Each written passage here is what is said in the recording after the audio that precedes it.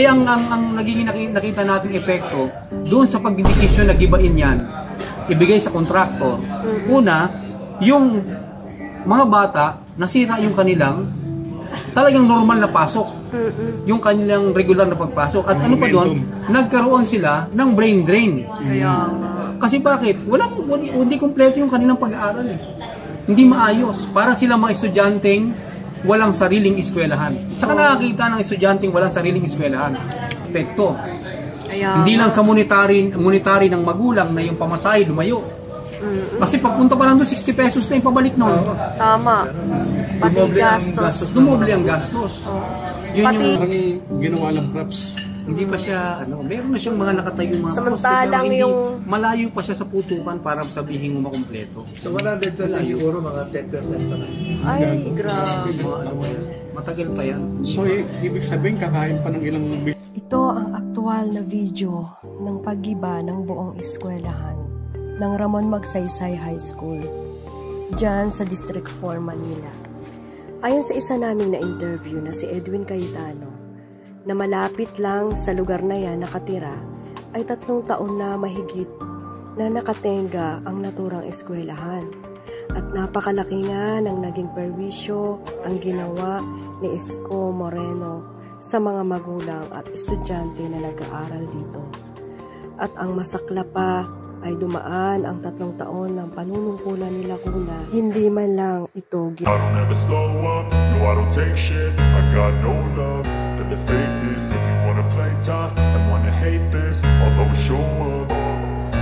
I don't ever slow up, no I don't take shit. I got no love for the fakeness. If you wanna play tough and wanna hate this, I'll always show up and make a statement. I don't ever slow up, no I don't take shit. I got no love for the fakeness. If you wanna play tough and wanna hate this, I'll always show up and make a statement. Everything I do so instinctive and so passionate. Every word I move so descriptive like an adjective. I got a vent dito at nakatenga nga ito puro brace lang.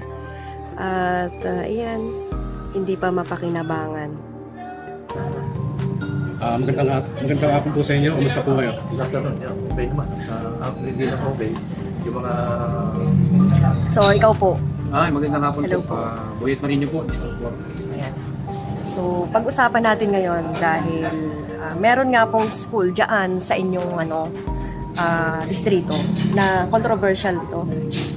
Na ang ayon sa aming pagkakaalam ay ginalaw po ito sa panahon ng Mayor Isko. So, kumusta na po ba ang issue dyan sa Ramon Magsaysay High School? So, ano po man sabi nyo regarding po dyan sa Ramon Magsaysay High School? Well, ako, actually, ang bahay ko dyan, napakalapit, walking distance. Kaya from time to time, nakikita ko yung building na yun. Mula nung pinalipat yung mga estudyante, ang pangako, sa lalong madaling panahon, ay tayo yan. Hindi po natupad yun. Imbis na magkaroon ng paginawahan ng mga estudyante, lalo na yung mga magulang, lumaki pa po yung problema nila dahil nagka-doble-doble cash nila. Dahil nilipat po yan kung saan-saan Noong una, bago makarating yan sa Dapitan, may una pang school na pinanggalingan yan. Tapos nilipat na naman. So, nakaupo siya at nung natapos ang terminal niya, lalong hindi ho na ituloy yan. Kaya yung atin po, yung mayor na ngayon, na mismo nagpapatunay na itong mga ginawa ni dating Mayor Isko, hindi naman niya natutupad. Which is, hindi naman natin pwede sabihin na tayo nagbubulaan o tayo nagkukwento. Alam na alam po ng mga konsihal yan. Manila, lalo na sa 4th District. Okay, so Sir Boyet, kumusta po ba nung ginalaw po ba yung Ramon Magsaysay? May natapos ba na? May natapos ba? May na-construct pa or nagawa ba? Actually, yung mga nakaraang panahon, medyo ginagawa in a sense. Kaya lang yung pangako mukhang hindi naman matutupad. Ang pangako kasi yan ganito, bakit alam ko yan? Una, Ang anak ko kasi ay, ako po matagal ako sa Ramon Magsaysay. Tatlong principal lang aking nadaanan dyan. At ang anak ko na gumraduate dyan ay 3. At ang aking anak ay bali 4 ang gumraduate kong anak dyan pala. Ngayon, ang naiwan dyan kasi ay yung aking bunso, sumunod sa bunso, na ang pangako sa kanila dyan, kasi ang sabi nga, pangako sa kanila, pangako sa amin bilang magulang at sa estudyante, na pag graduate nila ng grade 10, tapos na yan. At dyan sila magsi-senior high. Yun ang promise dyan eh. Yun ang promise. Kaya dahil ayaw nilang ang mga estudyante ay umalis sa Ramon Magsaysay. That's one side of the coin. Kasi nga, sinasabi, ang pinangako, dahil matatapos naman ito, pagtapos nila ng grade 10. Pero I doubt kung mangyayari yon. Kasi, mukhang yung paggawa ay hindi naman tuloy-tuloy o nabibinbin dahil kung titignan natin ngayon, malayo pa yung lalakbayin para matapos yan. Ngayon, ang naging epekto nun? Ang naging epekto kasi nun ay hindi lamang sa aming mga magulang kasi una, sila ay unang inilagay yung mga bata nung magsimula sila ng grade 7, hindi na sila pwede pumasok doon. Giniba. Ang ginawa ay nilagay sila sa Esteban Abada. Yung Esteban Abada, doon muna nilagay yung grade 7 tsaka grade 8. Pagtapos noon, yung grade 9 and grade 10 naman, sa Claro M. Recto. Sa Claro M. Recto na yung kanilang senior high na eskwela ng Claro M. Recto, yun ang pinahiram para sa grade 9 at grade 10. Ngayon, ganito po naging problema. Yung sa grade 7 at grade 8, inalis sila sa Esteban Abada. Kasi nga, hindi sila kayang i-cater ng Esteban Abada. Dahil meron din silang estudyante doon. Kaya ang nangyari, nilipat sila sa Jeronimo. Diyan malapit sa Lucero, Jeronimo, diyan sa may malapit sa Sampaloc Hospital. The problem is, ganun din ang nangyari sa kanila. Hindi rin sila na-cater ng maayos. Pag magko-closing na ng grade 8, nilipat na naman sila doon sa Albert na naman. Ngayon, ano naging epekto? Ako bilang magulang, ito po hindi ko paninira, kundi ito'y katotohanan na sinasabi ko. Magulang ako eh. Magulang ako.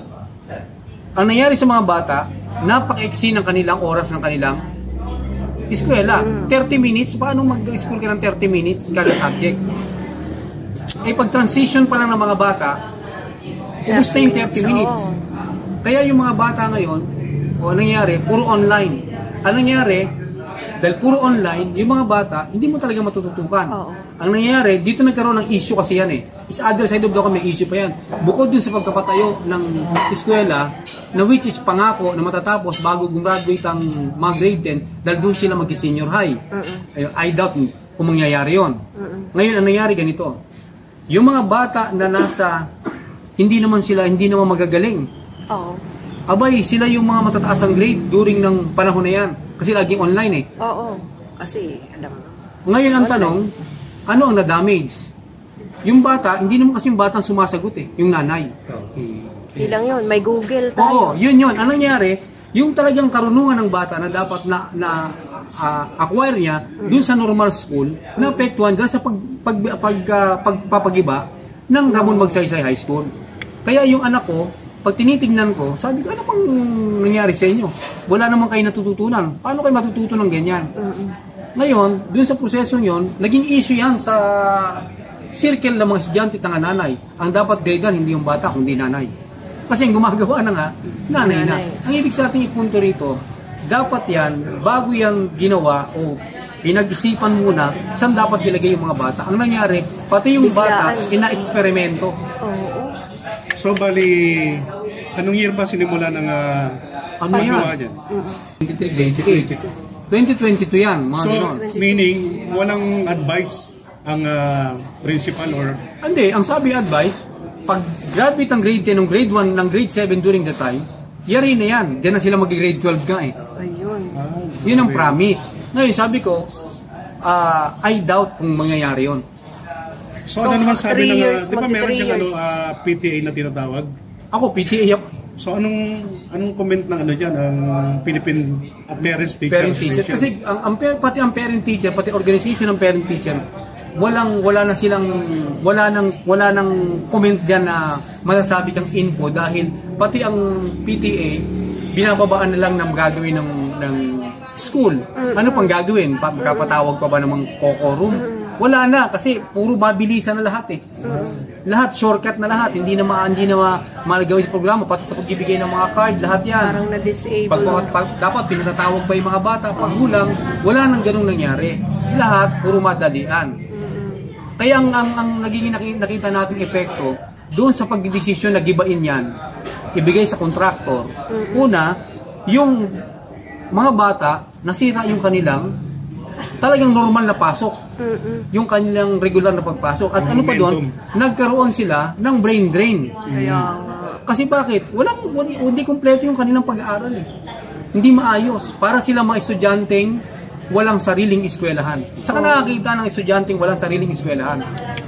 Dapat yan, ginawa man yan, dapat by phase. Ako, sabi ko nga eh, dapat hindi ginawa totally. Una, ito mo ng phase sa likod. Gawin natin yan. Meron pa rin building kasi paikot naman yan eh. Yun yung sana. so, yaan ba giniba nung panunungkulan na ni Mayor Lacuna? No. Hindi, paano po ni-isko yun? Oh, hindi 2022. Ano yan? Late Baka, na yan. Baka 2021. Late na siya. Yung Late na, paalis na paalis na. si Yorme. Oo. Tsaka yung dinicide na ano. Ibig sabihin, ang lahat ng yan, panahon pa ni Yorme, tapos na sa lahat yung pag-uusap diyan. Ganoon na nangyari niyan. Kaya kita mo, maski yung Albert, kailan lang ba natapos? Ayun. Di ba? So ngayon nakatenga na po yung construction ng Ramon Magsaysay, tas ngayon 3 years na. Oo, 3 years na. 3 years na. Kaya hindi mo siya masasabi na yung mga mag-grade 10 ngayon ay doon gagraduate, doon sila mag-senior, right? Wala.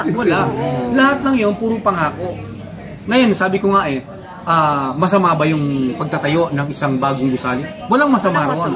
Ang sinasabi lang natin, yung bagay na reason ninyo, hindi naman siya nakapaloob doon sa bagay na kung ano mangyayari sa mga bata, sa mga yung panahon na nag-aaral sila, nakabuti ba siya? Sana hindi naapektuhan yung pag-aaral ng mga bata. Kasi yung mga batang ito na naapektuhan sa pag-iba niyan, naghahabol sila eh. Naghahabol sila kasi yung dapat nilang matutunan ng panahon na sila grade 7, hindi nila na-catch up yun eh. Hindi nila na-catch up yun kasi lahat nagmamadali. Hindi kakayanin. Kaya yun yung epekto. Hindi lang sa monetary ng magulang na yung pamasahe lumayo. Kasi papunta pa lang doon 60 pesos na yung pabalik noon. Tama. Pati gastos. Dumoble ang gastos. Yun Pati yung, diba sir? Dumoble din ang gastos, dumoble rin ang pagod ng mga lalo na ngayon, delikado ang panahon ngayon, di ba? Yung mga bata ngayon, maraming nawawala, nakakatakot. Halos lahat ng mga magulang ay nagre-reklamo, imbes na makatipid sila, dumoble ang gastos. Ganun ang nangyayari po ngayon. So sir, balita ako maraming graduate dyan sa Ramon Magsaysay na mga professional na si school, dyan galing. Alam ko, nag-aaral si school. Sila Edward Maceda. Yan. Galing niya. Pero ang tanong ngayon, nasan ngayon yung Ramon Magsaysay? Walang pwedeng asahan na sasabihin natin. Kasi rapid daw ang papapagawa dyan. More than 1 year daw. So bumaba yung standard ng turo ng... bumaba. So anong So anong masasabi nyo? Dahil nga sinasabing rapid, tapos ngayon ay ganyan ang nangyari. Ano ang maging... Hindi natin maintindihan. Lumalabas sa mga balita ngayon na parang nagkasarado na sa kontraktor. Ano gagawin ng kontraktor? Ganun lang yun. Siguro alam natin kung alam na natin. Alam nyo na. Bago lumabas, nagkasirmahan sila. Nandun yung pakinaka. So message na lang po dahil alam natin na ganun ang nangyari. Message na lang at yung inyong Ako po ganito eh. Hindi tayo uma-against sa improvement eh. Sa development. Hindi tayo mag-against. Kaya lang, yung sinasabi nating serbisyo, sana walang kalakip na ganansya. No? Walang kalakip sana ganansya, kundi kung ano dapat yung ikabubuti, dun dapat. Ngayon, kung gagawin natin yan na naka-apekto doon sa kalalagayan ng mga estudyante, anong napala ng mga estudyante? Nanalo ba sila doon sa ganung pagbibenta nung pagpapagiba ng ng property na hindi pinagandaan? Basta lang kailangan natin ma-close natin ito.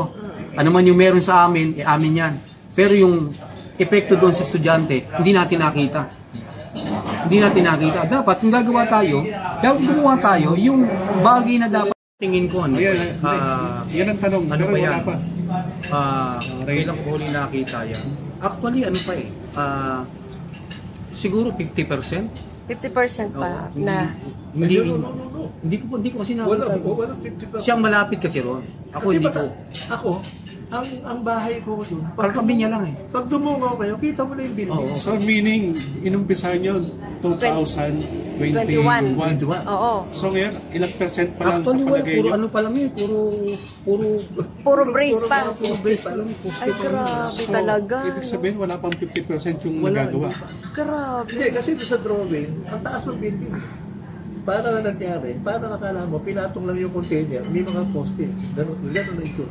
Parang ginawa lang props. Hindi pa siya, meron na siyang mga nakatayong mga Samantalang poste, pero yung- malayo pa siya sa putukan para sabihin mo makumpleto. So 100% siguro, mga 10% pa lang. Ay, grabe. Mga ano pa yan. Matagal pa yan. Hindi So pa. ibig sabihin, kakain pa ng ilang million yan. Ay, grabe talaga. So, yun guys, no? 10% pa lang. Sa totoo ko yan, alam ko. Kasi siyang malapit doon, tanaw niya yan. Sige pa. Sabi nga ni Mayor Daniel Lacuna, hindi naman ako pumirma dyan eh. Tsaka hindi ko naman yung project na yun eh. Ang project niya, diretsa, tinuturo niya si dating Mayor Isko Moreno. Yun lang. Ayun. Sige po. Salamat.